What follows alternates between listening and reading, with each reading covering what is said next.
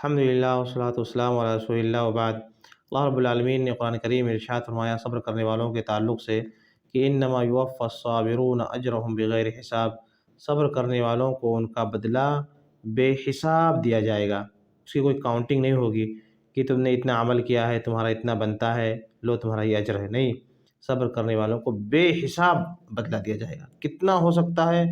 یہ صرف رب العالمین کے علم میں ہے، کسی کو کوئی پتہ نہیں ہے۔ اور صبر کرنے والے لوگوں میں بطور خاص کون لوگ شامل ہیں؟ روزے دار لوگ، روزہ رکھنے والے لوگ ان لوگوں میں شامل ہیں جو صبر کرنے والے لوگ ہیں، جن کو بے حساب بدلہ دیا جائے گا۔ کیونکہ نبی علیہ السلام نے بعض دوسرے حدیث نسائی مسلم احمد وغیرہ کی صحیح حدیثیں ہیں، آپ نے رمضان کے مہینے کو شہر الصبر قرار دیا ہے کہ یہ رمضان کا جو مہینہ ہے یہ صبر کا مہینہ ہے۔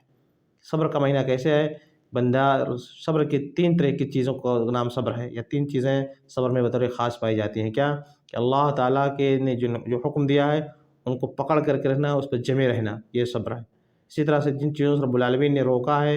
ان چیزوں سے اپنے آپ کو روک کر کے رکھنا، جمع کر کے رکھنا، اس کی طرف نہیں جانا، یہ صبر ہے۔ اسی طرح سے جو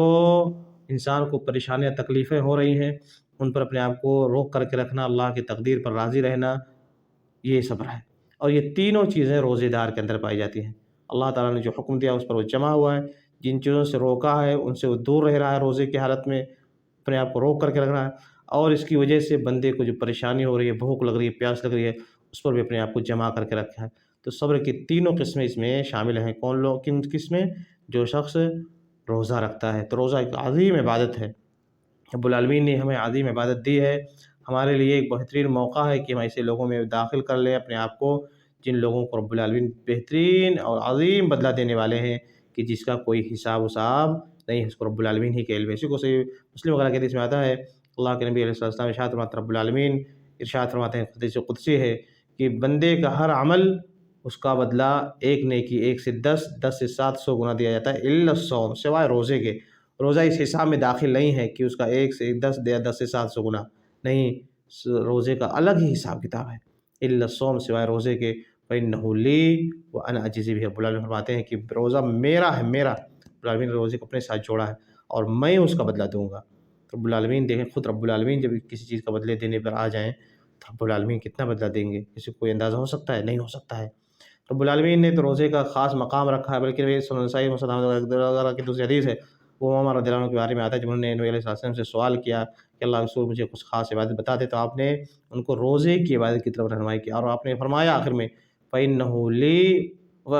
فإنه لا عدل له، آپ نے فرمایا کہ دیکھو تم روزے کو لازم پکڑو، روزہ ایک ایسی عبادت ہے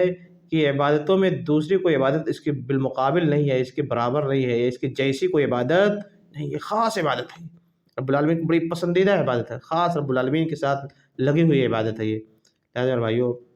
اور اب صبر کے اس مہینے سے گزر رہے ہیں، رمضان کا مہینہ یہ صبر کا مہینہ ہے، عظیم مہینہ ہے، مبارک مہینہ ہے، اپنے آپ کو بڑھانے کی کوشش کریں، محنت کریں، جمع کر کے رکھیں، قدم ہمارے ڈگمگانے نہ پائیں، برائیوں کی طرف نہ جانے پائیں، اور روزے کو ہم صحیح سے حفاظت کے ساتھ گزار لے جائیں، رب العالمین کی مغفرت ہمیں مل جائے، رب العالمین کی طرف سے جو وعدے کیے گئے ہیں اس کے ہم پر کھرے اتر جائیں، اس کے کسی قدر لائق بن جائیں۔ بھائی ہمارا کوشش کریں، ایک عظیم چیز چل رہی ہے، رب العالمین کی طرف سے انعام ہے، یہ مہینہ ہمیں دیا گیا انعام ہمارے لیے ہے، ہمارے لیے ایک نعمت ہے، اس نعمت کو پانے کی کوشش کریں اور جمے رہیں، جمے رہیں۔ دیکھیں کتنے ایام اتنی جلدی گزر گئے، اور ان قریب یہ چیزیں سب گزر جائیں گی، جن لوگوں نے محنت کی ہوگی ان کے لیے رب العالمین کے ہاں کتنا بڑا بدلہ تیار ہو جائے گا، اور جن لوگوں نے تفریط کی، سستی سے، کاہلی سے کام لیا، ان کے لیے کتنے نقصان اور خسارے کی بات ہوگی، سبحان اللہ۔ لہٰذا ہمیں اور آپ کو چاہیے کہ آگے بڑھنے کی کوشش کریں، محنت کریں، یہ چند دن ہیں ان قریب گزر جائیں گے۔ اللہ رب العالمین نے جنت کے دروازوں کو کھول رکھا ہے، جہنم کے دروازوں کو بند کر رکھا ہے،